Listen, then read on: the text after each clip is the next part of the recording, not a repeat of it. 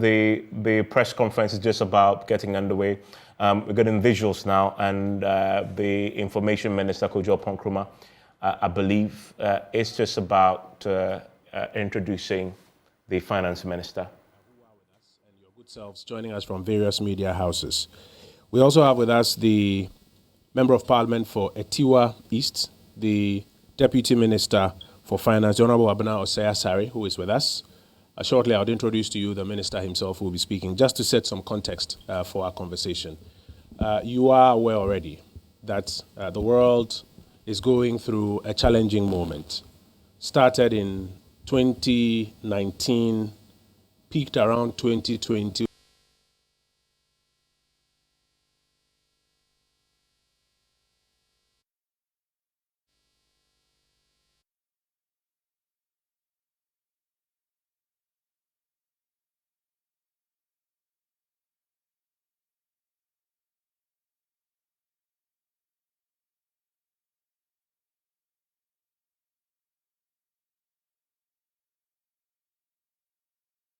Chancellor of the Exchequer in the United Kingdom had to speak to the British people, outlining the measures that the British government is embarking upon with the objective of cushioning the British public against the difficulties that the twin crises are causing the world over and in the United Kingdom.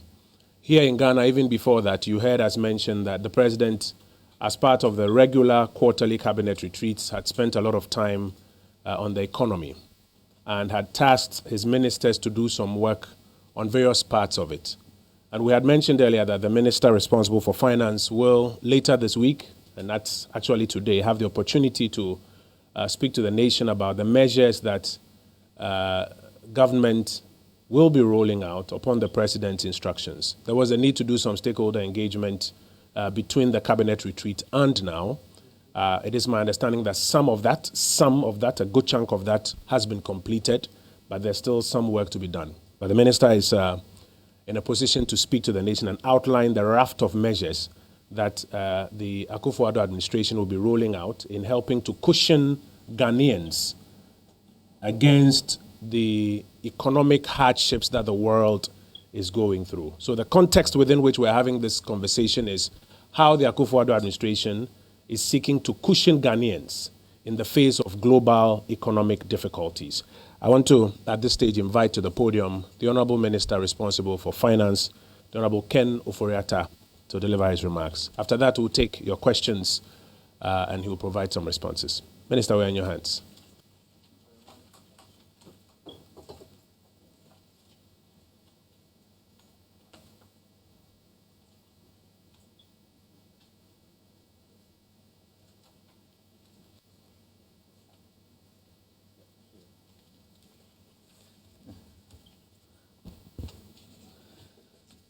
Well, thank you very much indeed, Kojo. It's good to be here.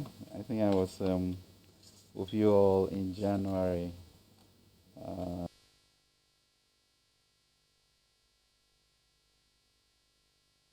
And we had a good session there. But good afternoon. Good afternoon indeed, ladies and gentlemen of the press and fellow citizens. Thank you for availing yourselves this afternoon to this important intervention press conference from here.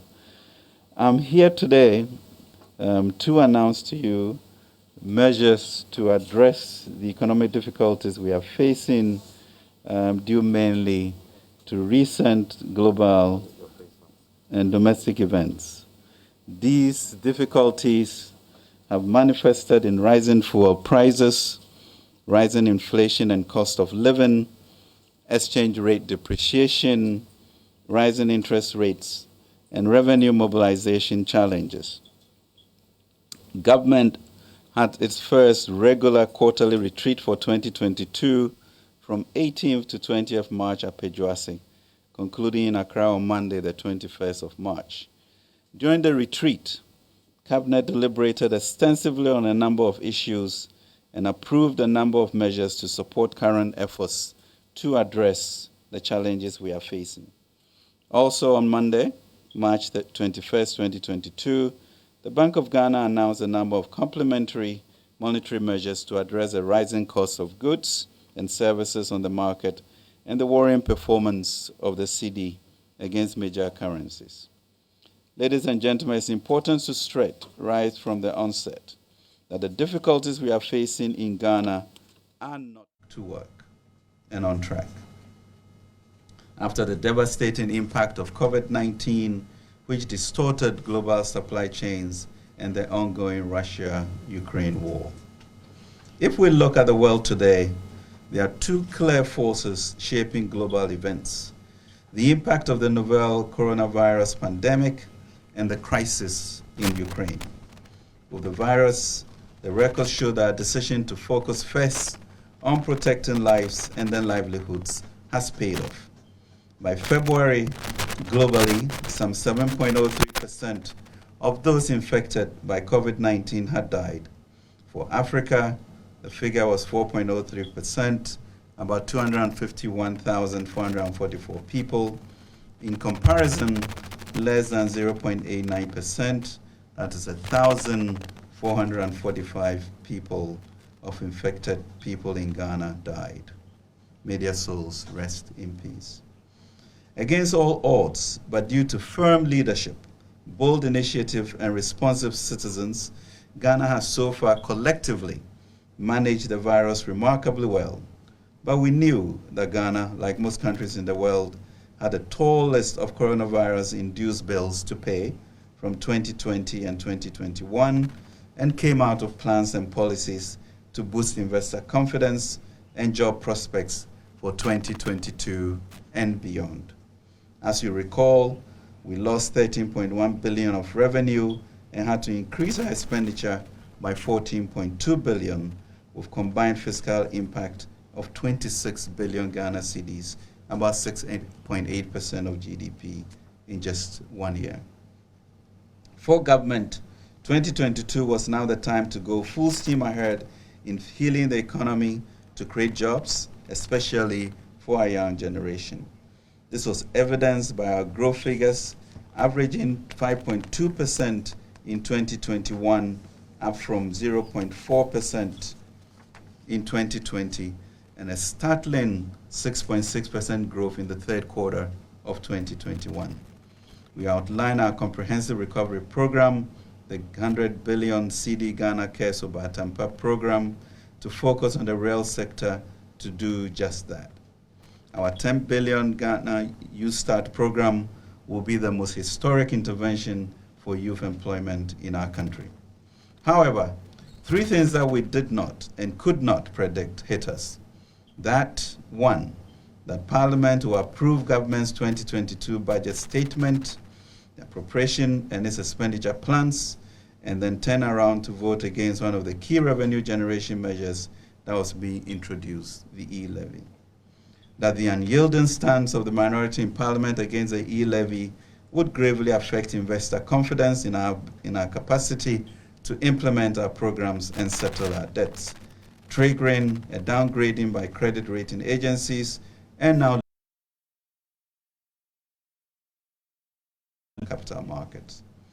Ladies and gentlemen, the third hit was the launch of the attack on Ukraine by Russia on February 24, 2022. The war in Ukraine could not have come at a worse time for the global economy. Already, global efforts towards economic recovery from the devastation wreaked by the coronavirus pandemic were being disturbed by supply chain disruptions, surging inflation, and uncertainties in the financial markets with anticipated hikes in interest rates. After February 24, we saw a sharp hike in global oil prices, food prices shocks, especially wheat, oil and gas price hikes, capital risks, aversion, flight to safety, affecting private capital flows to emerging markets as a whole, and all with serious macroeconomic implications. For example, crude oil prices per barrel increased by 75.3% from $74.17 in December 2021, when the 2022 budget was passed, to $130 on 7th March 2022 before moderating to $115 as of today.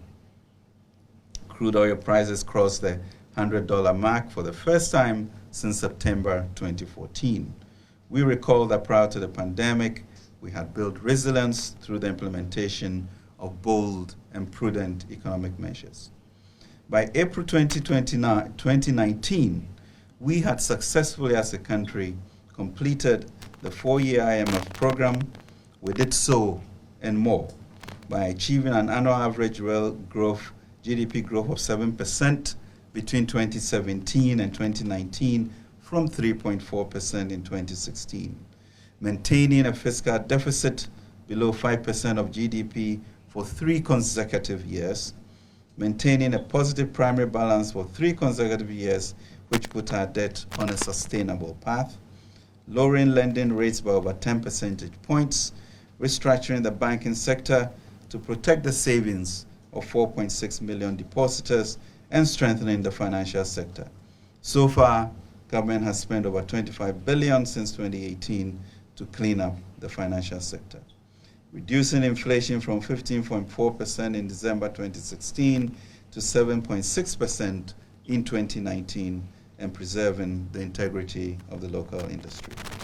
Improving gross international reserves to reach 8.6 billion, or about 4 months of import cover by 2020.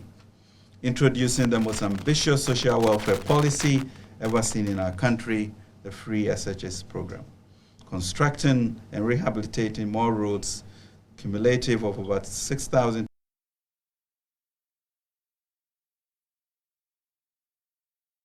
any other government in our history. Employ more new teachers, nurses, doctors, agri extension officers, and young graduates than any government in our history. Saving the entire financial sector from inherited, neglected crisis that has cost government some 25 billion so far. Instigating more value for money audits on public procurements than any government in our history, and investing more resources in the police, military, governance, and anti-corruption institutions than ever before. It is this proven record of fixing what is broken that gave the MPP government the confidence to tackle head-on the devastation unleashed by COVID-19. And it is the same can-do and will-do attitude that gives us hope that we will overcome the current crisis. We are not a people to bow to the spirit of despondency and despair. As well as threatening global peace, the war in Ukraine has had far-reaching impact.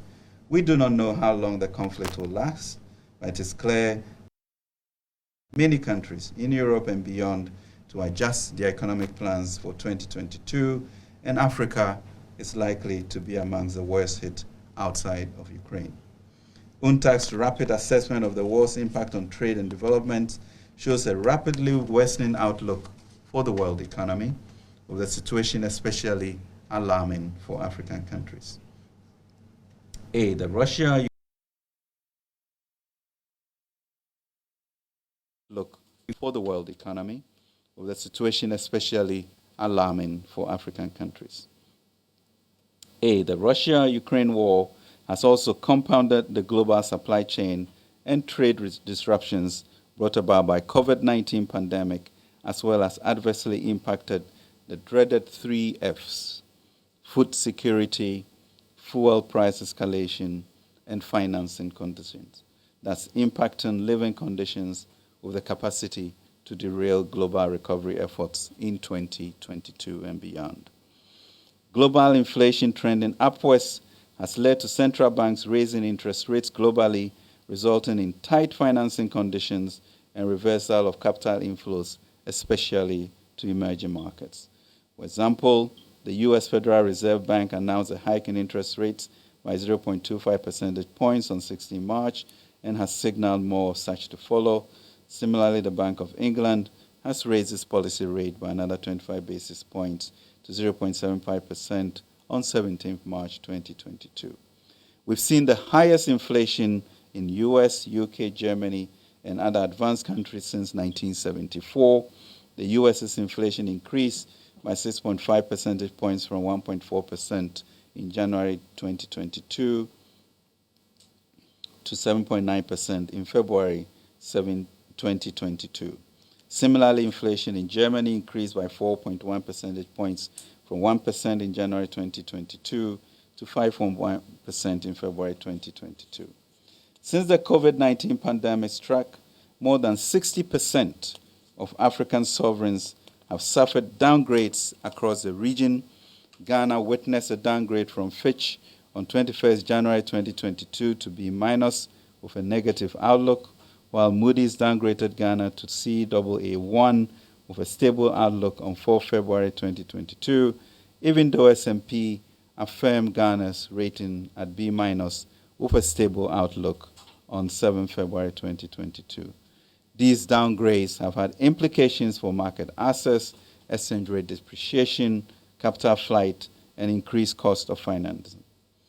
Ladies and gentlemen, on the domestic front, the challenges include the impasse in Parliament, which is adversely affecting government business, such as the passage of some revenue bills, including the e-levy bill. This is creating uncertainty, which has been highlighted as a key risk by the rating agencies and affected our credit spreads, limiting our access to the international capital markets. The adverse global developments are impacting severely on exchange rate depreciation and domestic inflation as investors take refuge in safer assets by stocking up on the dollar, which is considered the safest currency to hold. The cedi has not been spared. Cumulatively, our local currency has depreciated by 15.6% against the US dollar and 13.4% and 13.3% respectively against the pound sterling and euro in the year to 23rd March 2022. This understandably is causing a lot of anxiety among our traders and consumers alike. However, we also need to recognize that in spite of it all, the cedi has held under these extreme challenges better than it did between 2014 and 2015. This is because the fundamentals are much stronger. The Bank of Ghana has announced measures to address the exchange rate depreciation, and we believe in the propriety of the measures they outlined on Monday. The rising international price of crude oil and the exchange rate depreciation are affecting the ex-pump prices of fuel domestically as it feeds into high transportation fares and hence inflation. For example, the average ex-pump price of diesel for 3 OMCs, Goil, Total, and Vivo, increased by 59.7% from 6.7 cedis per litre on 1st January 2022 to 10.7 cedis per litre by the 21st of March 2022. Ghana is not alone here. From Angola and Malawi through Nigeria and Rwanda to Senegal down to Zimbabwe, fuel prices are soaring. Some neighboring countries are not only dealing with rising petrol prices, but also scarcity on petroleum products, leading to long queues at filling stations. It remains the case, however, that one of the biggest drivers of price increases in goods and services in Ghana is fuel price hike. Inflation has surged to 15.7% at the end of February 2022. Food inflation increased from 12.8% in December 2021 to 17.4% in February 2022, while non-food inflation rose from 12.5% to 14.5% over the same period. Ladies and gentlemen, provisional data on the stock of debt as at the end of December 2021 show that the stock of public debt increased to 351.8 billion, 81.8 billion, 51.7%, while the external debt was 170 billion, 48.3%.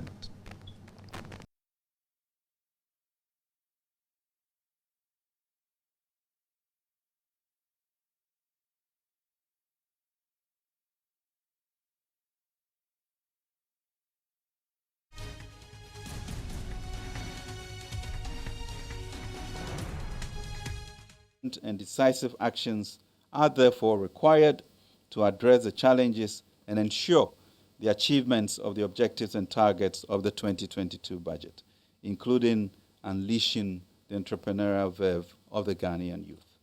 Whilst we are in the process of revising the 2022 fiscal framework to reflect current developments with a view to go to Parliament to seek approval for the revisions during the mid-year review in July, government will pursue additional measures to ensure the achievement of the fiscal deficit target of 7.4% of GDP.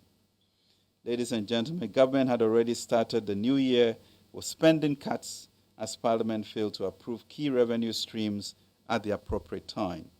In January 2022, government announced and immediately began implementing a 20% expenditure cut as part of fiscal stabilization and debt sustainability measures. This has been done through the quarterly expenditure ceiling allotment to MDAs. Quarter 1 allotment is currently in implementation, whilst Quarter 2 allotment will be issued shortly.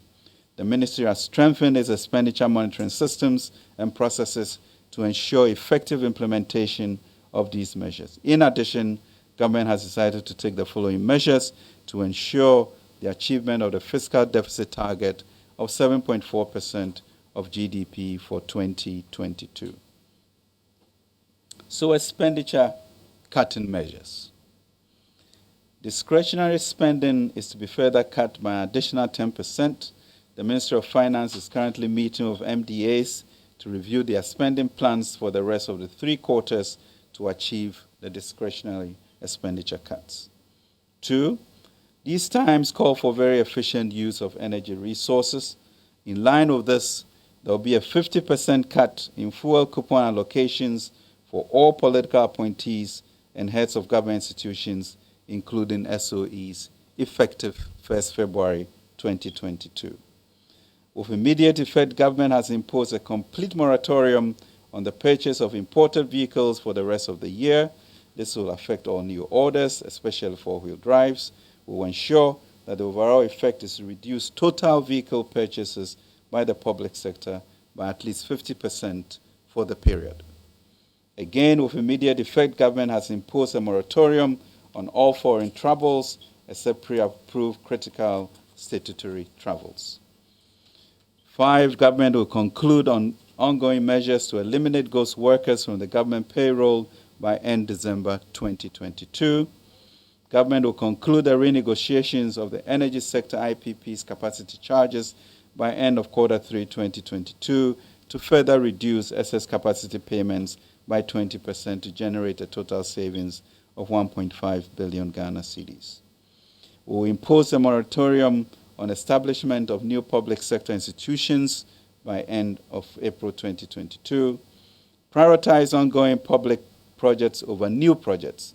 This is to enhance the efficient use of limited public funds over the period by finishing ongoing or stalled but approved projects.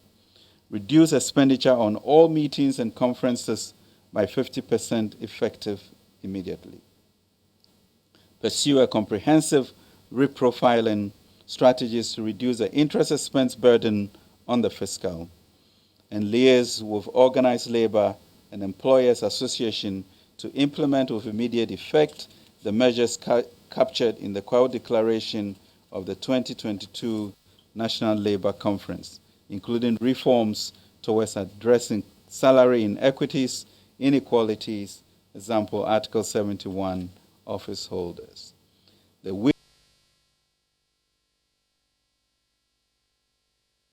education as the best enabler for sustainable economic growth and transformation and social mobility, and will do more to improve on it for it to serve more and better our children. Ladies and gentlemen, in addition, finally, government approved the ministers and the heads of SOEs to contribute to cut 30% of their salaries from April to December 2022 to the Consolidated Fund. We would like to thank the Council of State in their leadership in complementing the government policy on this. All of these measures, ladies and gentlemen, are aimed at ensuring that we achieve the 7.4 deficit target set in the 2022 budget. fuel price mitigation measures. Ladies and gentlemen, the rising prices of fuel at the pumps is influenced largely by the rising crude oil price on the international market and the exchange rate depreciation. Though the rising crude oil prices should have been to our benefit on net basis, Ghana's import of petroleum products amounts to 5.2 times the value of proceeds from its crude oil exports. In 2021, for example, we exported $3.947 billion of crude, of which Ghana's portion was $513 million. However, we imported $119 of crude and finished products. So the purported windfall gain in foreign exchange is quite a mirage. From January to date, the average export price of diesel and petrol have increased by 57% and 45% respectively. Unlike in other countries where the hike in crude oil prices and exchange rate volatility are leading to shortages in supply of petroleum products, government is implementing measures to guarantee constant supply of petroleum products. To mitigate the impact of the rising price of petroleum products at the pump for the next 3 months, government has decided to reduce margins in petroleum price build-up by a total of 15 pesos per litre with effect from 1st April. The details are as follows. Bus margin reduced by 2 pesos per litre, Unified Petroleum Pricing Fund margin reduced by 9 pesos per litre, fuel marking margin reduced by 1 peso per litre, primary distribution margin reduced by 3 pesos per litre. Ladies and gentlemen, these reductions in margins are expected to reduce prices of petrol by 1.6% and diesel by 1.4%. We anticipate that the measures taken to strengthen the currency will help further stabilize the prices at the pump.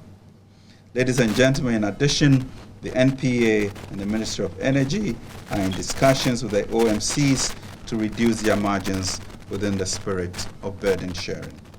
The government will do all it can to ensure consistent supply of fuel and manage the rate of export price increase by ensuring that the Bank of Ghana has access to adequate foreign exchange to support this. Revenue measures. Ladies and gentlemen, be enough. Our focus is therefore twofold: to control expenditure and to raise more revenue domestically. As such, we will therefore begin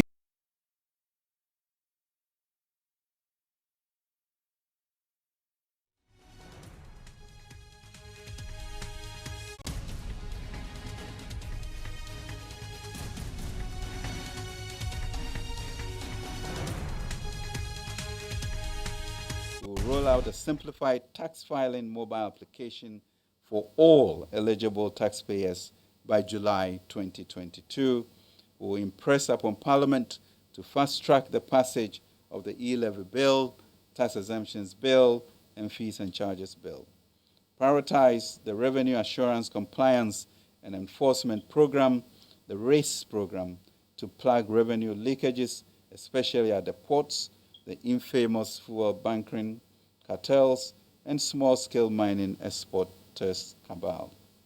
Government will partner the private sector to also introduce digital systems to monitor quarrying, sand winning, and salt winning to get more revenue from our natural resources. And immediately enforce the no duty, no exit policy at the MPS terminal at the Tema port to improve revenue collection. Ladies and gentlemen, Government of Ghana is to conclude external financing arrangement of up to $2 billion in the next 2 to 6 weeks in line with approved external financing for 2022 and for liability management and to manage the slide of the city. MOF, Ministry of Finance, will also work with the Central Bank to review the foreign exchange retention policy in line with approved external financing for 2022 and for liability management. Additionally, the following measures will be implemented over the medium term: wean off public tertiary institutions from government payroll and provide them with a fixed amount block grant instead. Pursue reforms to address structural challenges in public financial management, including procurement and commitment control, payroll management, and human resource management. It is too early, ladies and gentlemen, to say the COVID-19 pandemic is over, but it is good to acknowledge that Ghana has handled it excellently. We have emerged from its deadliest and most economically damaging phase if the measures we have outlined in our economic recovery program are executed as planned. The Ghanaian economy should return to pre-pandemic levels across most.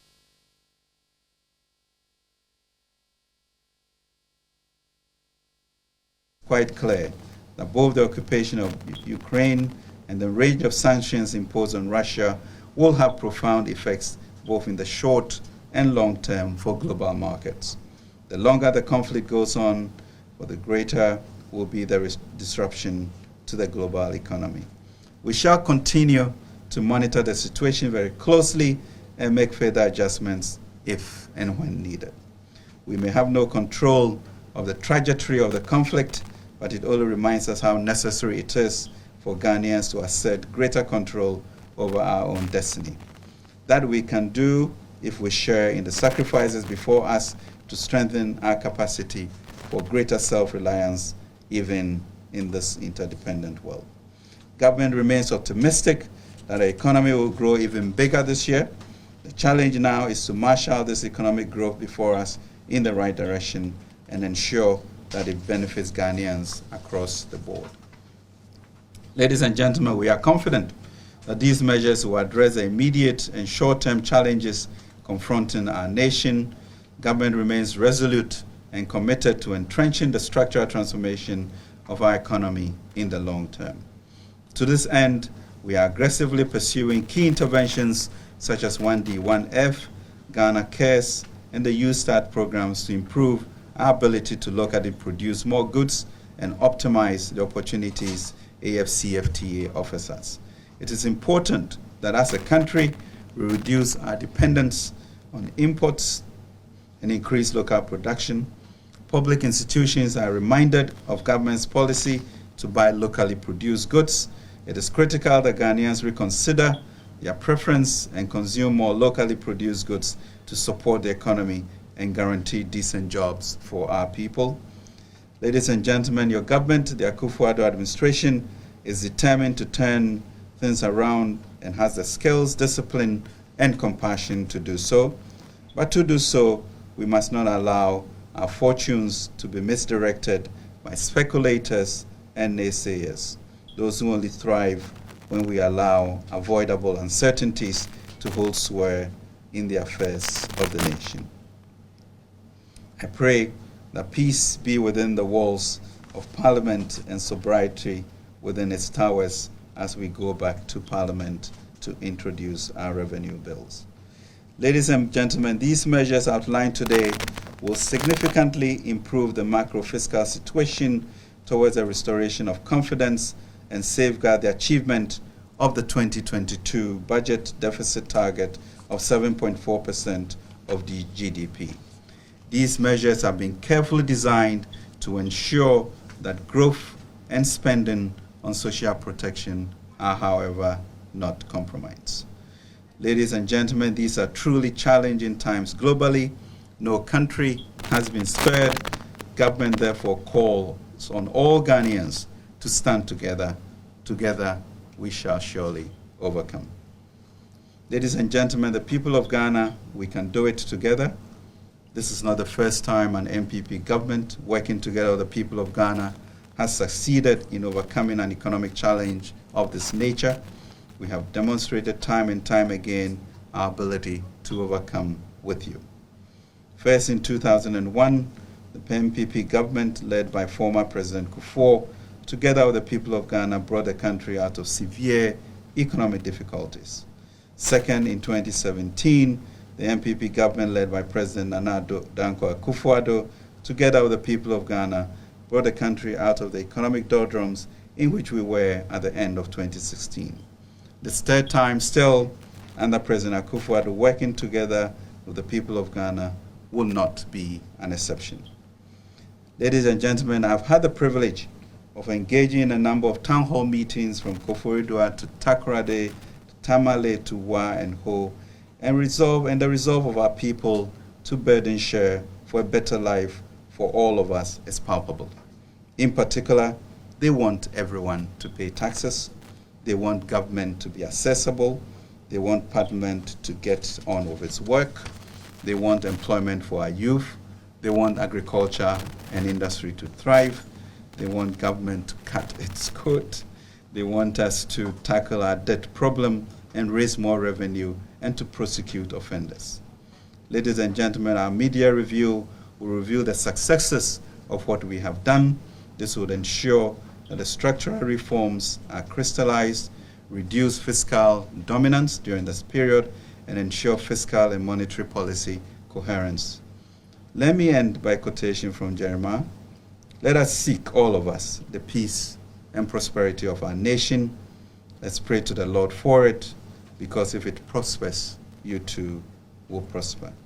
Together, we'll confront the macroeconomic challenges head on, stabilize the economy, and set it on the path of economic transformation for all. So yes, we'll bring in additional $1 to $2 billion to stabilize the slide of the currency. We have enumerated a number of issues to ensure expenditure cuts, and we have put in place strategies to ensure that we have the supply of fuel that is required and maintain and stabilize the increases. But let us also remember that this is a global phenomenon in which we are part of, but we can and we will overcome. God bless our homeland, Ghana. Thank you. Thank you very much, Honorable Minister. And as Honorable Minister resumes his seat, it's a good time to get ready to take your questions. Can I get an indication where the microphone is? Can I get an indication where the microphone is? Thank you. So it's a good time to take your questions. There are a number of things that Minister has spoken. So that is the finance minister there addressing all of us about the measures that government has decided to take. These are really a raft of measures, several of them cutting across the fiscal, but also, as we said before the beginning of this of his address, trying to cushion you also on the back of the fuel price rise on Sunday. If you're just joining us, a few things that you need to observe. Government is going to be doing henceforth going forward.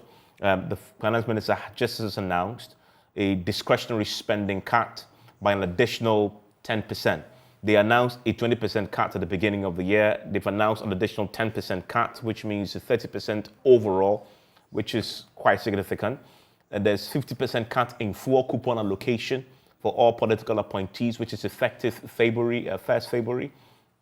A moratorium has been placed on imported vehicles, and this will ensure the reduction of imported vehicles coming to the country for the use of government appointees, etc., in the government by 50%. A moratorium has also been placed on foreign travels, except pre-approved ones.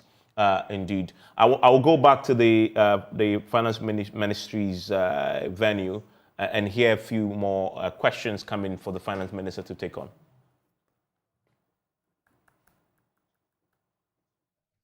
For this year. And secondly, did we lose the opportunity to hedge or to take some pricing insurance for petroleum prices on the world market when we lose the opportunity to hedge or to take some pricing insurance for petroleum prices on the world market when indications were that prices were beginning to move up somewhere last year? And then also, could we not have taken some local bonds to do? I know subsidy doesn't sound palatable these days, but to do some price subsidies for the energy sector across the board. Thank you. In addition to the subsidies that already exist? Yes, sure. Okay. Yeah. All right. Thank you. So that's one. Yes, there was GNA in front chair. So what is the fiscal impact of the expenditure cuts that we are looking at? Second question is, did we lose the opportunity to hedge at a time when there was indication that fuel prices could be going higher? And is there room to introduce some subsidies in addition to what exists already in the energy space? I got your questions right. Okay, GNA. Thank you. My name is Atta from GNA. I want to find out whether government has any plans of increasing domestic refinery of petroleum product so that we insulate domestic fuel prices from the vagaries of the exchange rate. Then two, has government any plans of introducing contingency fund so that the country can fall on in terms of global economic difficulties? In addition to the ones that exist already? Yes. So do we plan to have extra contingency funds? Because there's already contingency in our framework. But in addition to that, do we plan to have extras? Okay, extra contingency funds. Thank you. TV3? Yes.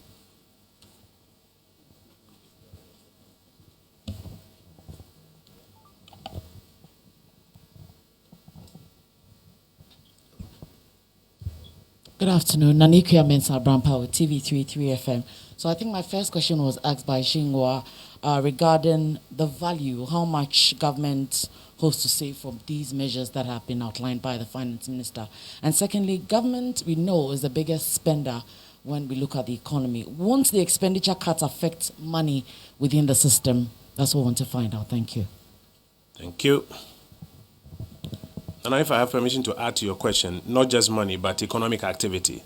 So won't expenditure cuts affect money in circulation and economic activity and the prospects of growth? Thank you very much, Anna Kwegu. Right. My name is Kweku Asante, JoyNews. Is there any budget committee or a specialized agency to ensure compliance to these new directives, especially on cuts to meeting expenditures, the travels, and to ensure that all SOEs comply? And then in terms of the salary cuts, the specifics, is this only affecting political office holders, or it extends to the public sector, which we all know about how bloated or how big it is? Thank you. Thank you, Kweku. So who will assure compliance with these measures? And do the salary cuts go beyond political appointees? Does it affect civil servants? There are civil servants. I do not be happy with the question that you're asking. Does it affect civil servants? Honorable Minister, we are in your hands for some responses. Can you get the responses if we don't use that microphone, or you need that microphone to get the responses? Minister, I beg of you, we'll need it because the station mics are on that side. I beg of you, we'll need to use that podium to respond so that all the mics can pick it.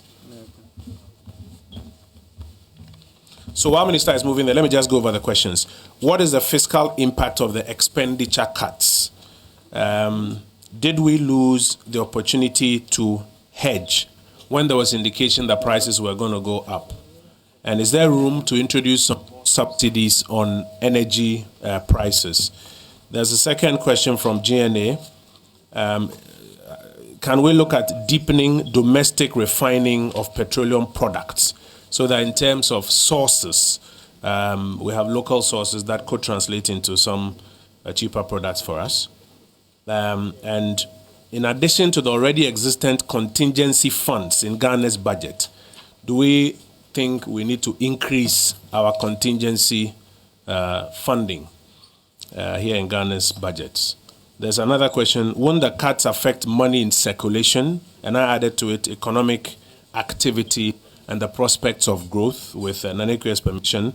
And then the final question, who will assure compliance to these measures? And does it affect civil servants as well? Minister. Thank you very much indeed, and thanks for the questions. Yes, we do have a committee, at the ministry to follow through on these cuts that we have talked about, and I think I might have even mentioned it in the speech. So yes, we do. The cuts, just to allay the fears of the 700,000 civil servants and public servants, has to do with political appointees. yeah, including, SOEs, etc. Because it's really an issue of setting the example. And I think it's important, especially given the lack of control we'll have international crude oil pricing, that even as we make these bold moves, I think corporates individually in the country should also begin to look at their usage of petrol in a way in which you recognize that this problem is a problem for the Republic and it's international. And I think that's important. And so we really commend the Council of State when they also joined us to cut down their salaries by 20% going forward. But I think for most corporates and Ghanaians, now being more austere about how we use petroleum products is going to be important for all of us as a nation.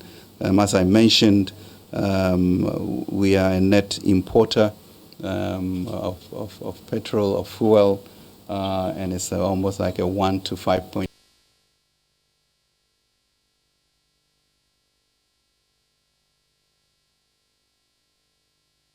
That we had with regards to the potential to hedge. Those analyses are constantly being done to try and get a break-even point, and we have not succeeded in pricing it appropriately. But that is constantly being worked on. In terms of subsidies, I think that's always an important question. But if you look at, let's say, for example, the special petroleum tax levy, we expected to gain about 3 billion cedis for the year. And when you are running a budget deficit and you begin to think of more subsidies, that will be the cost to you as a nation as you do that. So we have to be very prudent about what we do about extra subsidies. Domestic refining capacity, I know that the Ministry of Energy and TOR.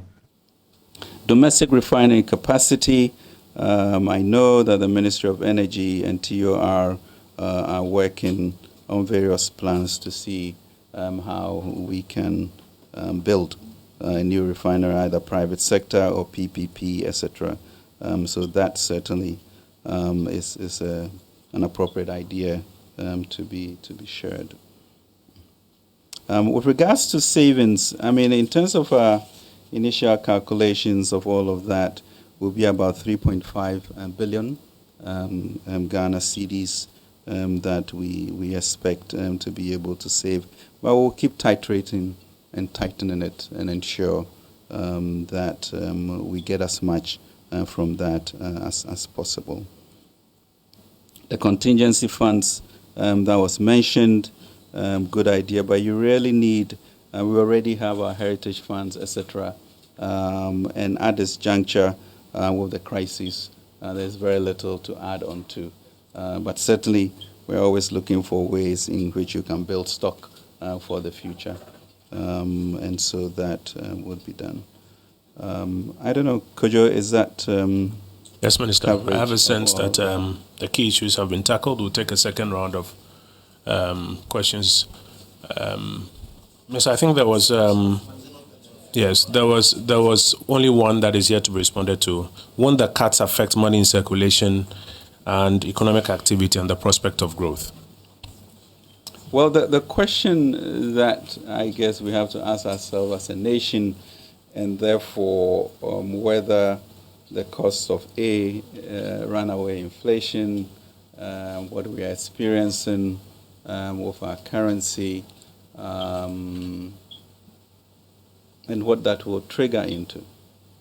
And so when you look at Bank of Ghana's measures, it's really to contain inflation, tighten our belts, and not sort of chase up the depreciation of the currency. But there are times in any nation's life in which these decisions have to be made. Difficult times, But if we don't do that, we'll spiral into an arena that we really do not want. So yes, it will bring some tightening, but when you don't have resources and the markets or the global market moves against you, we then have to readjust the way in which we spend things, and within that that band of resources, we should be able to do.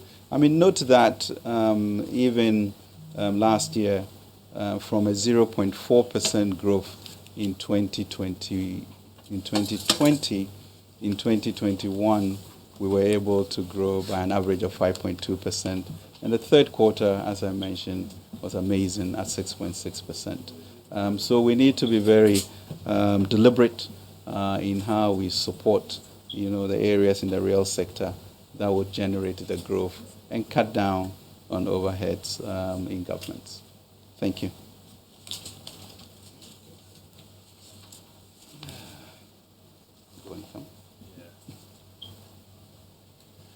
Minister, grateful. We're going to take a second batch of questions. We will be biased towards the ladies as we start. Yes, madam. Yes, madam.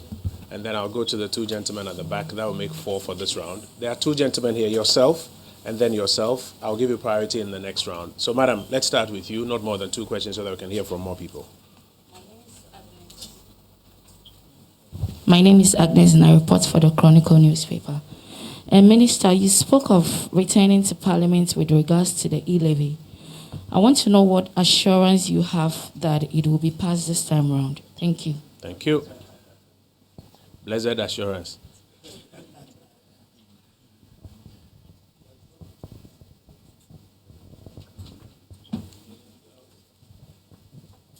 My name is Natalie Netty from City TV. Minister, please, we want to know how much was spent on fuel coupons in the year so that we can appreciate the 50% reduction that the government is proposing.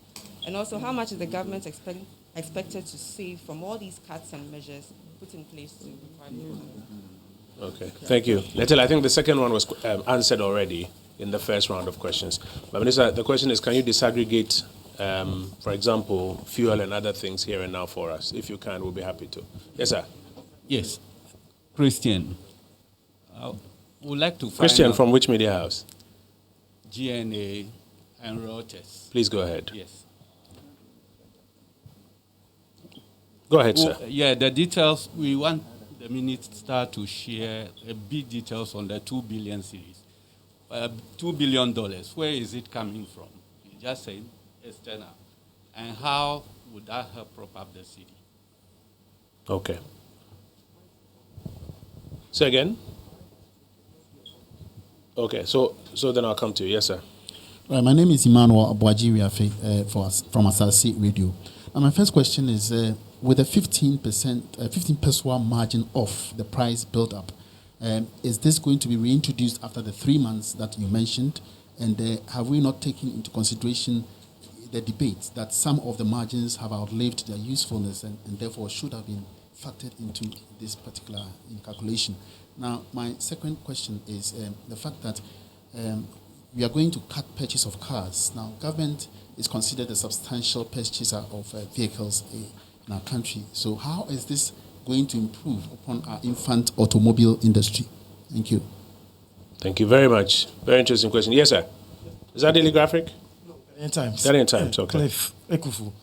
So mine is a follow-up. I would want to find out if the additional 2 billion that we intend to bring in is not going to worsen our already precarious debt portfolio. Yeah. Then, sir, let me give you a take so that we wrap up. Yes, Honorable Minister, thank you very much. My name is Akuo Kokwati, representing Kesbe Media. Minister did mention cut, and I know this is interim measures to save the economy. Yeah. Because of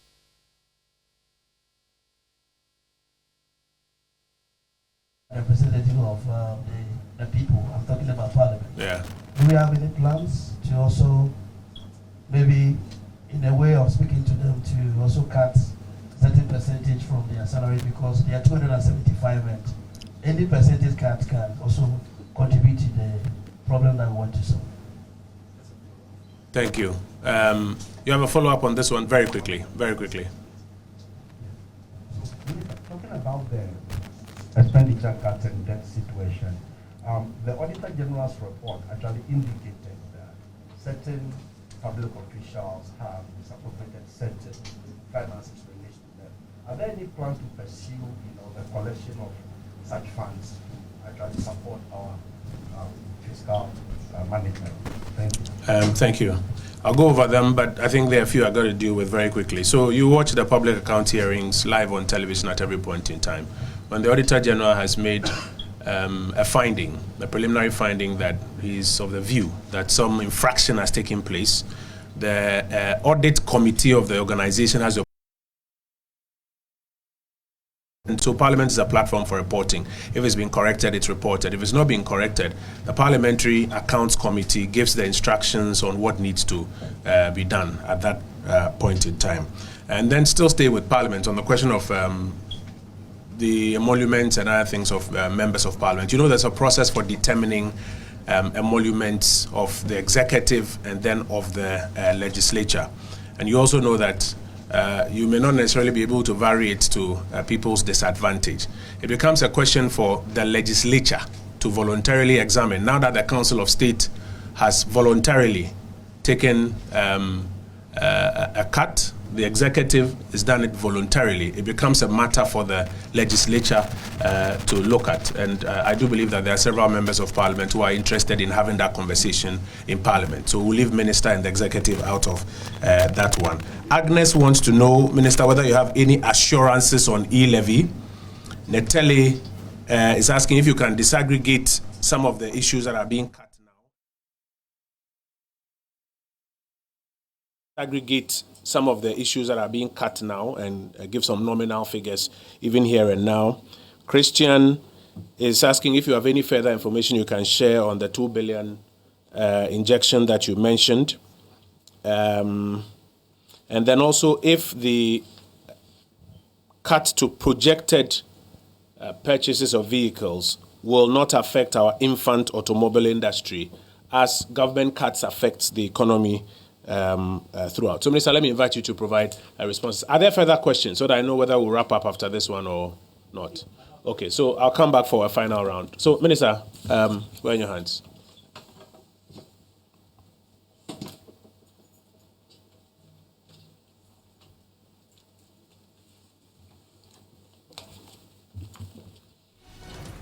Yes, thank you very much indeed, Frederick. Thanks for this. I think the issue, the question was what, returning to Parliament for e-levy. It's already there, so we're just going to go and continue with the discussion and God willing, get it passed.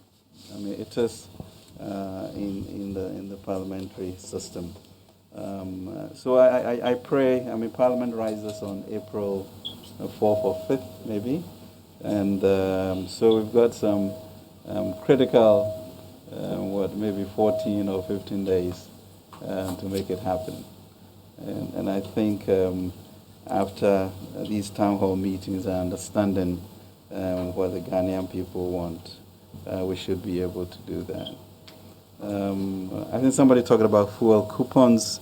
It's north of 60 million Ghana cedis. You raise the question about the $2 billion and what its impact will be on our debt to GDP ratio. We typically go to the market during this first quarter period, but because of the exigencies of what happened, markets were closed to us. But you always do measure the potential dislocation in your economy with that, and therefore the reasons of mentioning the growth numbers last year is to indicate to us our capacity to enhance growth and therefore use the productivity index to be able to pay for it. And I believe that we should be able to, if we continue of the Batampa program, push ahead with the real sector interventions that we are doing to be able to. But it's too destabilizing, as it were, and affects the living conditions of our people too gravely to leave it behind. And so that, we believe, is a good thing to do. With regards to the executive choosing to cut all of these benefits for them, we clearly do not, control the legislature. That would be their own decision, such as the Council of State also came out of their own decision. We hope that we set the example and others will follow. And it's really not about only Parliament, but as I said, let us invoke that spirit among our corporates to look at the expenditures on fuel especially and reduce this 5-to-1 ratio as a net importer of fuel. So we are calling for a spirit of burden sharing, all recognizing that these are difficult moments in the history of the world, and we are not independent of that. But we can, even within this ecosystem, do much better than most, because we always have the capacity within us to do so. With regards to the 15 pesos, which will go through the first 3 months, and whether the price build-up in petroleum is outmoded or not, I don't think so. I think when you look at a period of growth of a country that is running a budget deficit, it will take some time to be able to do that. In emergency situations, it gives you flexibility and to be able to support that. So we will. In terms of reducing, you have to make choices, and therefore the issue of the new edict on cars, yes, to reduce the number of vehicles coming in. We're very particular about imported vehicles and then manage what is within the country. But at the same time, ensure that maybe this is not a period of excessive purchase of capital goods, but that will have to be balanced. Kojo, are we good here? I think so. We're going to go for a final batch. There are those who have not spoken at all. They are those that I'll give priority to. Bloomberg is here. GTV is at the back. George, you let me deal with other people because you've had a say here. So Bloomberg, GTV, you've had a say already, haven't you, sir? You've had a say already. Yeah, but let's hear from other people who haven't spoken. There's a lady here who hasn't spoken. How about you? Which media house are you from, sir? I'm with Reuters. The question was never answered. Okay, we'll come back to that one. So let me start from GTV, yeah? GTV, Bloomberg, the lady here. Gentlemen, which media house are you from, sir? Say again? Daily Graphic. Okay, so GTV, Daily Graphic, Bloomberg. Madam, which media house are you from? Home Base. Okay, so let's do these four, and then we will do some follow-ups for those who've already had their say. Yes, sir.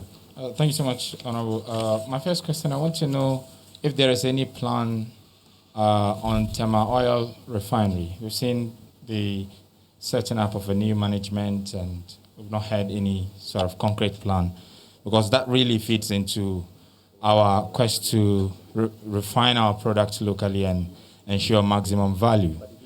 Then my second question, Minister, you talked about hoping to grow the economy more than even the target expected, or maybe achieving the 5.8 that we want to achieve for this year. But really, if you look at the inflation hike and the... I'm sorry, sir, which 5.8 is this? The growth target. Okay. So if you look at the policy rate hike and the fact that there is cuts in salaries, in spending, that's really going to impact negatively on growth. And I was wondering why Minister is still ambitious that we grow the economy more than even expected. So if there is anything we don't know, Minister can share with us. Thank you. Minister, there must be something you know that we don't know. Graphic. Thank you. Yeah, he's a minister. He will know something we don't know. Mr. Bonkruma, so yes. I wanted to address what you said about going after people who have sort of misappropriated funds or something captured in the Auditor General's report. The fact is that before the report will go to Public Accounts Committee, it would have taken a year or two. We all know that. We know the report they are sitting on now. And there is a new report, the 2021 report. So there is one person that I have followed on. The Auditor General has charged this person. And this is in the report that has not gone to PAC yet. The person is being sent to court. And the Auditor General is saying that now, beyond the ordinary checks they do, they are subjecting some of these things to forensic examination or whatever they call it, so that they can recoup these monies before these reports even go to PAC for the discussions. So what I'm saying to support my friend is that what is government doing to support the Auditor General to go after these monies and actually recoup it so that it can support us, since we don't have money? Because so the question is, what is government doing to support the Auditor General? Yes, and I wanted to address the fact that we don't have to wait for it to go to PAC like you were saying. Thank you.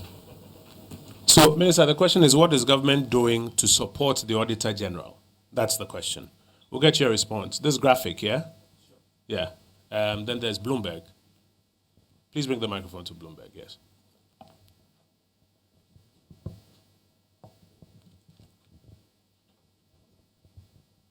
Yeah, thank you very much, Minister. You said you envisage you're going to save 3.5 billion cedis on these cuts. Would you give me a totality of how much savings you envisage from the initial 20% cut?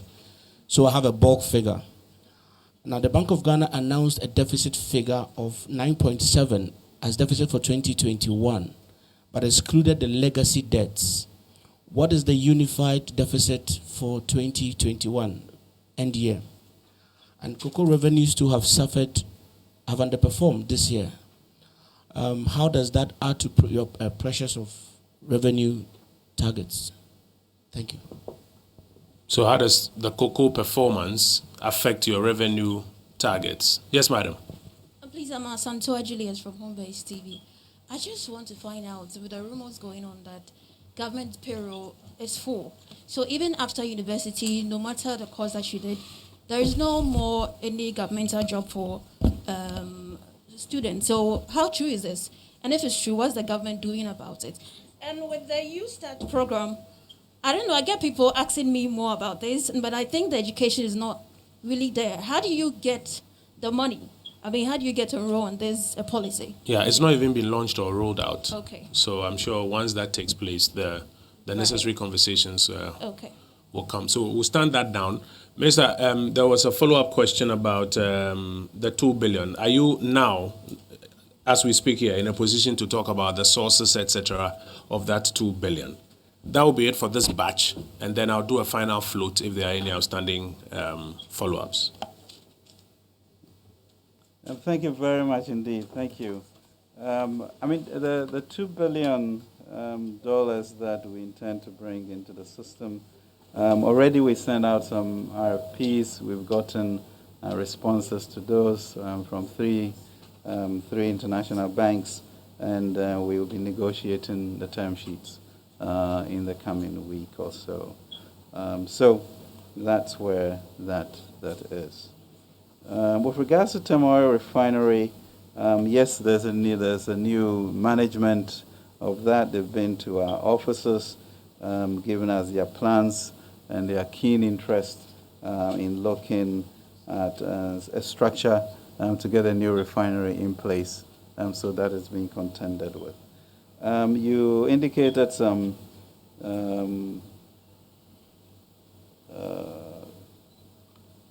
reservations about where we will get growth from. I think really it's a challenge as to doubting the ingenuity and genius of the Ghanaian. We went through a 0.4% growth in 2020. I'm sure you recall that.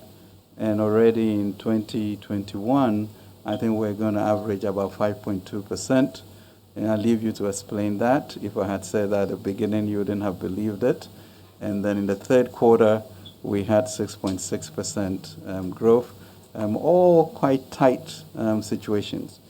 So once again, nor would you have believed if we had said that we're going to get out of the IMF program when we came into government, and all of the things that we were able to do during that period. So it is that same conviction and resolve and belief in what we are capable of doing that we are going into 2022 and the years ahead. I'm confident, therefore, that even with these measures that we have taken to ensure that we live within our means, in there are certain things that we can crystallize. As you realize, the whole issue of the 2022 budget was how do we build an entrepreneurial nation, how are we going to consolidate and create jobs. More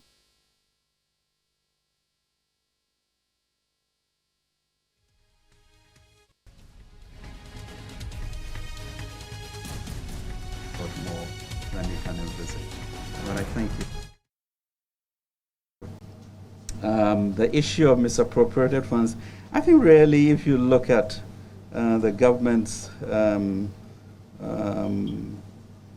allocations to the governance institution, it's historical. What resources we've given to the Auditor General, I think even the previous one, Domlevo, even praised us for the type of resources and capex that we had given them. So the resources to Ioko, Straj, Special Prosecutor, military and police is quite phenomenal. And it is that same sort of resolve that we'll do to ensure that whatever he needs, we'll also do that. It's in our interest, or at least my interest, to fill the public purse. And I'll do everything I can to support, any positive movements in that direction. Let's see. Effect of cocoa performance on revenue projections. Yeah. Good question there. I mean, cocoa.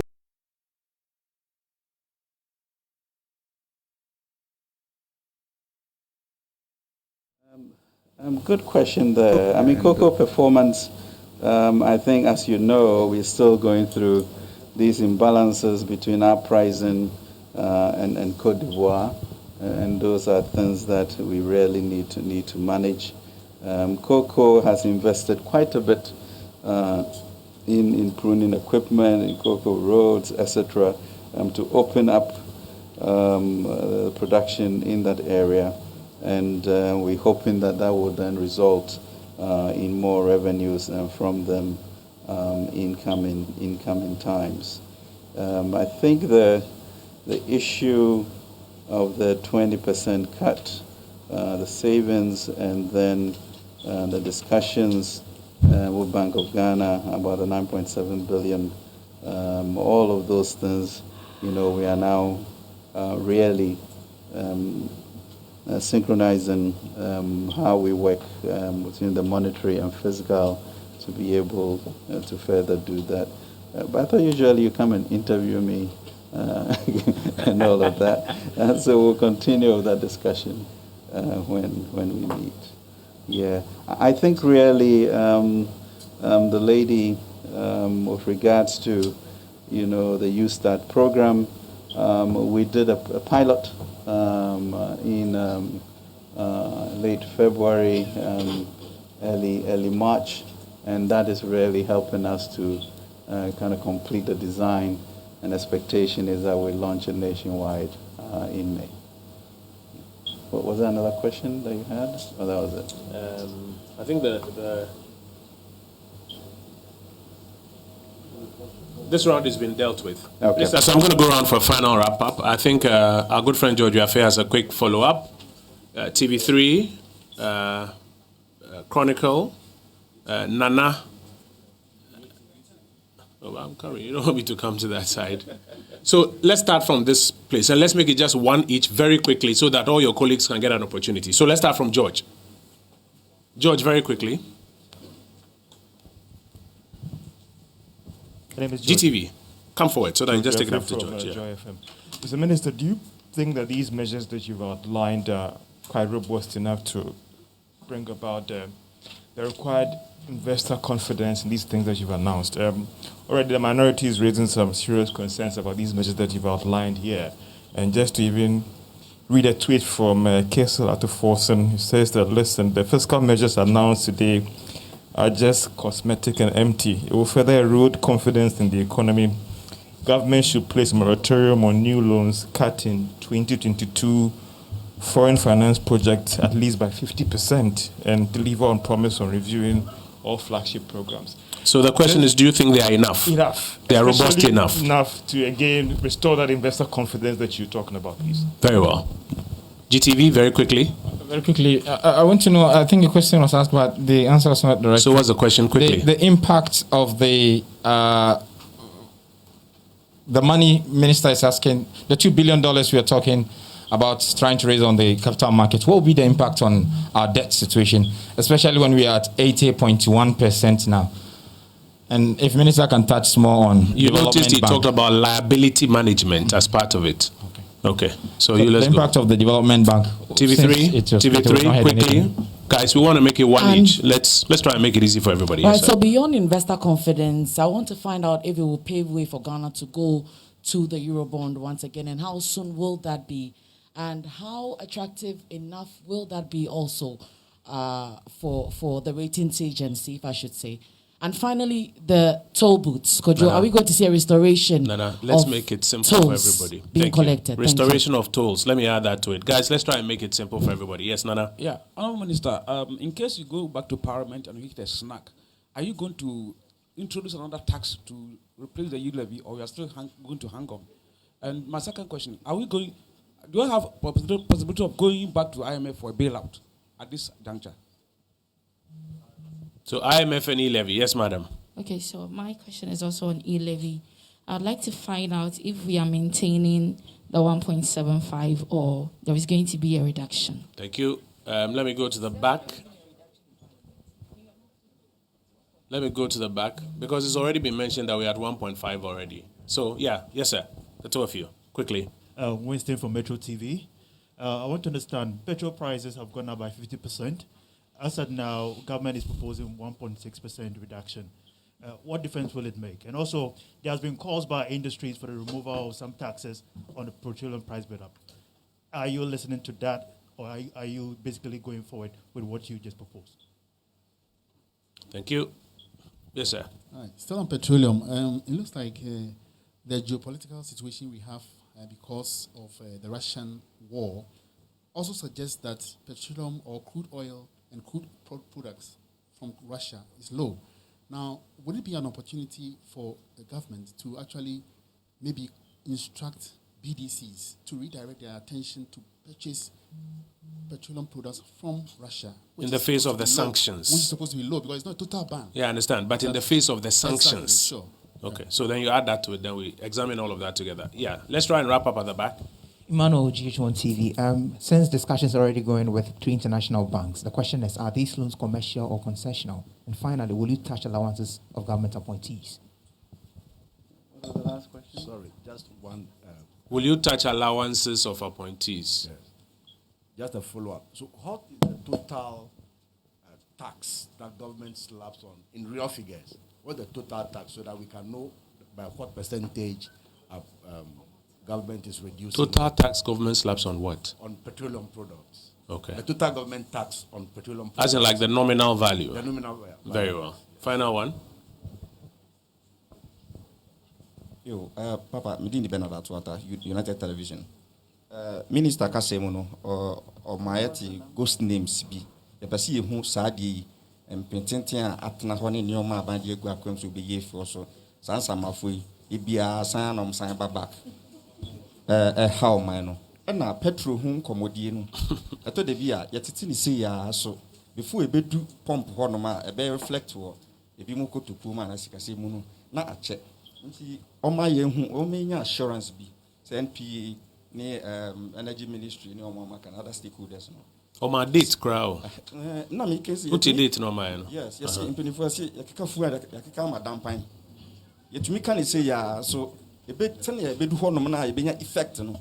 na ache Wama data ebe take effect. Into your person comedians and Wama data ebe take effect. GNA, we'll give you the final word, GNA.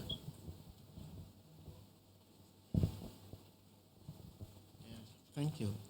This week, I heard you speaking on radio regarding the cabinet retreat, and you made it clear that 16 government priority programs will be looked at.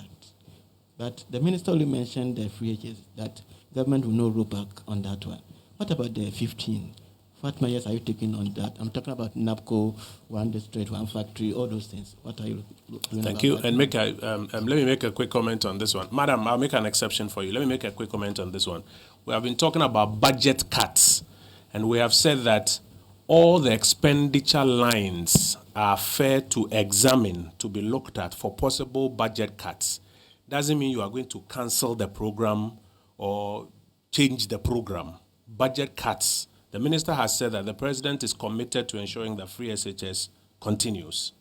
I hope you understand that. Now you're asking, will budget cuts affect any of the other 15 programs? That's the question you're asking. Minister will respond to that. Madam in Green will give you the final word. My name is Naja Bilego. I'm with GBC. Minister did talk about 10% cut in discretionary expenditure. So I want to find out if the earlier 20% cut in expenditure is going to add to this 10 to make it 30. Thank you very much. Minister, we are in your hands for final responses. We are done. We are with Minister now. Thank you so much. Thank you very much for this. You know, George started a question about investor confidence. I mean, let me be very, very clear that if I had followed an NDC programmed economic transformation of this country, we would not be here. It is their duty to state their responses to us, as my honorable colleague is doing. But I think we have all been partners in seeing how the economy ran from 2017 to 2019, and also very clear on the impact of COVID on this economy, and still be able to eke out some growth within that period. The issue, therefore, of investor confidence, if he would take responsibility for our inability, maybe, as party not to pass our revenue measures in the House, it will be a very different discussion that we are on. And I don't want us hiding from that fact, that it led then to what we call the downgrade that we have, closed international capital markets, our inability to go to the market in the first quarter, and still pass an appropriation. So we went out of a 20% cut so that we can shrink our expenses, make sure that we still meet the 7.4% that we have promised. Looking at what has happened with this war and saying that the global dynamics have even worsened, and what can we do in our own kitchen to make sure that we get into a mind frame of austerity and managing that. And the spirit of our people is strong. We saw that in the growth numbers in 2022, and we've seen what the Bank of Ghana is doing to ensure that this does not trickle over. And let's not despise small beginnings. It's really the spirit of our people that we are comfortable with. We have done it before, and we believe that we will be able to continue to do that. So thank you for that question, whether they call it cosmetics or what. We are dealing with investor confidence also, and really the spirit of our people to say, let's brace ourselves and move forward. And we shall do that. So the impact, of course, of the $1 billion affects our debt to GDP ratio, but I don't know what the consequences will be if we do not turn the whole economy into a more positively driven environment of people talking positive in what we do and where we are going to go. And I think we should leave it at that. Negative words do not help the spirit of the country. Let's find a way to realize that we also are at war and we have some 30 million people to protect.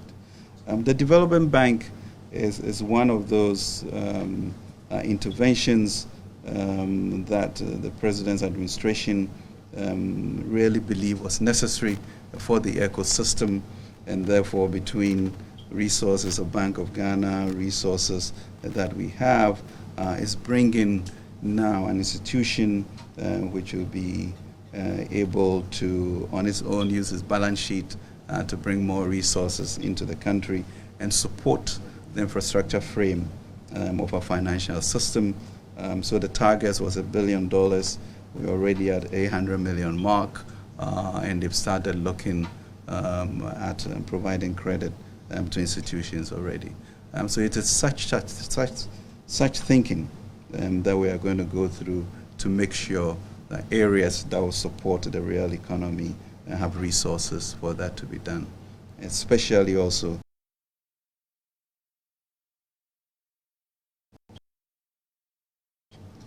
and I think really as a people we should not allow negative language to stop us and create this, poverty of aspiration with our heads down. It should not be encouraged.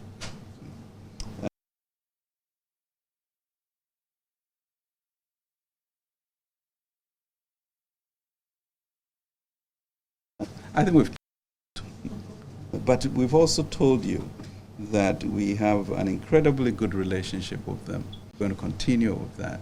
And I think we even have a staff visit next week or so. We have talked about. And really also the elephant in the room is our debt stock. So how do you think through our knowledge to reprofile it to be able to then give you the fiscal space for the future. So it is such positive engagements using the knowledge they have and what we have that we would do, but not to go into a program.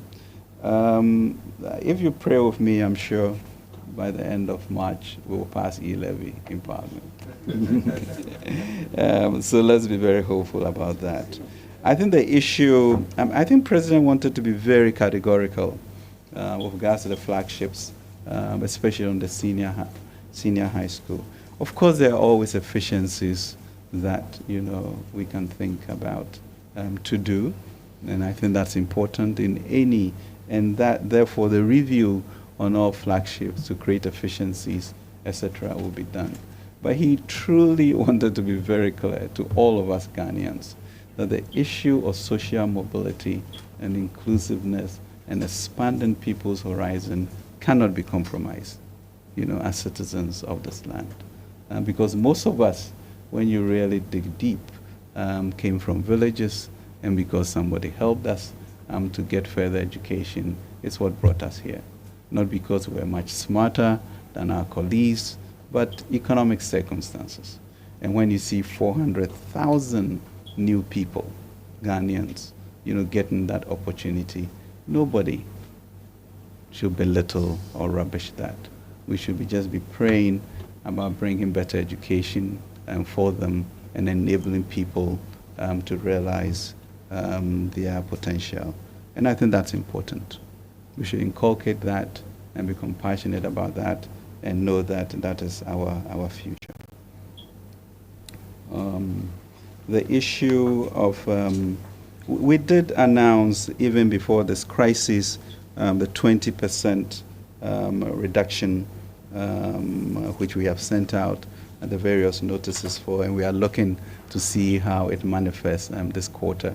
And then saying that, there are going to be a series of meetings between us and the MDAs going forward to look at other discretionary line items and therefore determine whether maybe there's a little bit more squeeze that we can, but always keeping our eye on the ball on the 7.5 7.4%, we'll be able to meet that, to bring that confidence that we are serious about that going forward. So that gives us extra flexibility to look at that. But it's essentially, ladies and gentlemen, a government that is resolved, that given what we had of COVID, given this war in Ukraine and the global changes within us are the elements to either be more efficient, to be resolved at this war that we have upon us, and that we can do it because we have done it before. Thank you. Thank you very much, Honorable Minister, for your time and for responding to the issues that have been raised here this afternoon. Copies of the Minister's statement are being made available to you in soft copy so that you can also do the subsequent analysis with your various panels. But I want to thank you that you've made time to be with us and that you've helped us to reach the country through your various platforms. We will also make available from the PR department of this ministry a number of persons who will be available to, provide further responses to questions that you may have. So Cecilia will help you with that when we are done. We're very grateful to you. Wish you all the best. Thank you very much.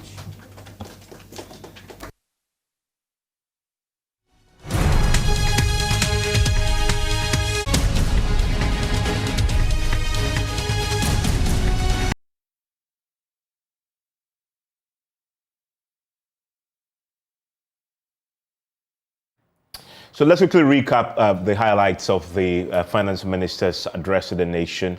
Discretionary spending is going to be cut by an additional 10%, 50% cut in fuel coupon allocation for all political appointees effective 1st February, a moratorium on imported vehicles, a moratorium on foreign travels except pre-approved, eliminating ghost names on the payroll. IPP capacity charges will also be reviewed. Capacity that is down for 20%. A moratorium on in new public sector institutions, prioritizing ongoing projects over new projects that the finance minister has also detailed. The finance minister also says they would pursue a comprehensive reprofiling strategies to reduce the interest expense burden on the fiscal.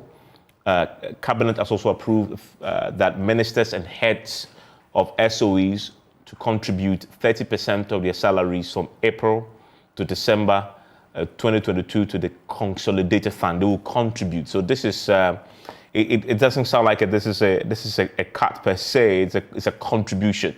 And this is very specific from April to December, which means that after December, you'll probably expect that they will return to what they used to take. Reducing expenditure on all meetings and conferences by 50% effective immediately. Prioritizing ongoing projects over new projects. And you've also had the impose a moratorium on establishment of new public sector institutions. But also, the government has also proposed today that they intend to wean public tertiary institutions of government payroll and give them some grants instead. I'm sure you're looking forward to hearing what will happen to the fuel price increases that you pay at the pumps. This is what the finance minister announced today. It says to mitigate the impact, the rising price of petroleum products at the pumps, for the next 3 months, government has decided to reduce margins in the petroleum price build-up by a total of 15 pesos per litre, with which will take effect from the 1st of April. And so that's 3 months. And so we expect that at the end of the 3 months, it may return to what it used to be at the pumps. So that is it. So what it means is that the expected reduction in prices, petrol will go down by 1.6% and diesel by 1.4% also.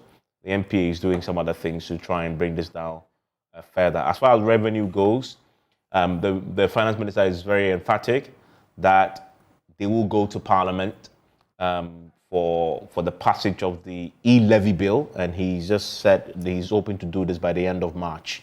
That's one of the things as far as this is concerned. Wings, so let's wrap up. So these are the measures. Well, 1.6% woefully inadequate. One would have expected that, other taxes, for instance, petroleum, sanitation and pollution levy, 10 pesos should not be there at this time. Some other energy sector levies of 20 pesos should not be there at this time because of the challenges that we are faced with. So that's woefully inadequate. I'm interested in winning of public tertiary institutions from the public payroll and the grants. I want to know how much would be giving, to them. When you say you're cutting off the 30% of your salaries and contributing it to the consolidated fund, how is that going to be spent? How is that going to help us? It's something I would want the fine details, for instance, because you can always say we're cutting it and putting it back into the consolidated fund. You could also decide to cut it, and so you don't pay it at all. And what that would mean will be a reduction in your expenditure. But what I do understand is that if you're putting it back into the consolidated fund, it means you can then spend it on other sectors.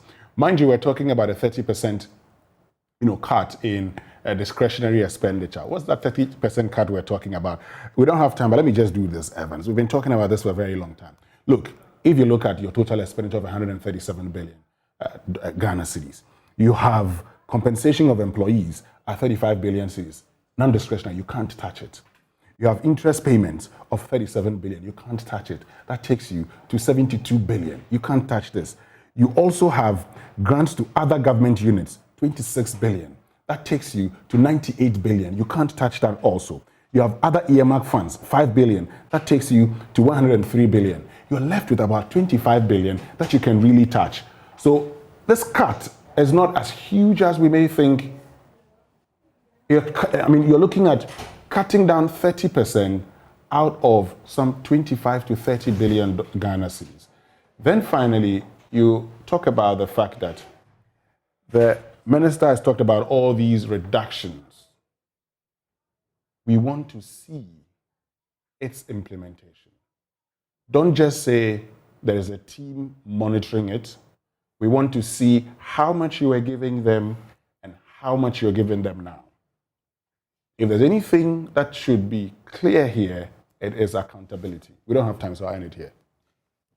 Charles? Well, Evans, I was expecting the finance minister to tell us how the debt will be brought down in future.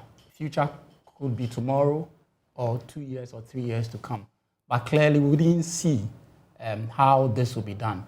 If you look at the savings that would be accrued from these measures, it's not enough to bring the deficit. I'm saying this because if you look at the other report from the World Bank, IMF, we are talking about arrears of about 5%. So clearly, the deficit, which is about the deficit target, which the minister pegs it to about 7.45%, is not enough. You get the point I'm making? Because if you are going to add these hidden arrears, definitely the deficit is much higher. In terms of the relief, I'm still not happy. Because if you look at the petroleum price build-up, I was expecting some of the taxes to be removed. That could have cushioned us further. You understand? You cannot use the argument that Ghana imports 5.2% of oil relatively to import. That is not enough argument because the issue is we are overburdened now. And you need to cushion us. That is the question most consumers or Ghanaians will be asking for. So fine, these measures will send some level of signaling effect to the market and investors. However, like Winston said, the implementation is very key. We need to have a mechanism to be able to implement this to the core, because that is the only way you can come back and say that you have been able to achieve majority of the measures in place. In conclusion, the e-levy, I was expecting the rate to come down further. 1.50 is still on the high side because experiences have shown us in other countries that it has affected mobile money Even that is not transactions. confirmed yet. I mean, we still have to go to Parliament to now make that Exactly. reality. But you see, for me, I've always said that it's a necessary evil. the reason why I'm saying this is that we need more revenue. As we speak, some of the bills have not gone through Parliament. We are almost getting to the end of Q1. We are entering the second quarter. We could face similar challenges in second quarter, which will take us to the second half of the year. I mean, he's indicated that he expects the e-levy passed by March. By the way, I mean, there's a lot more that we will be analyzing for you as we all begin to digest what the finance minister had said. And this reminds me of 2014, 2015, when the Setepa's economy was struggling just as this. They also announced a raft of measures such as this same, very, very similar. Eventually, they still had to go to the IMF then. The finance minister today has been categorical again that no IMF. And so this is what we are banging our hopes on to save the economy. And we have a lot of time to, I guess, measure its impact in the coming months. Bless is taking over now with Pause. Hello, Bless. Hello,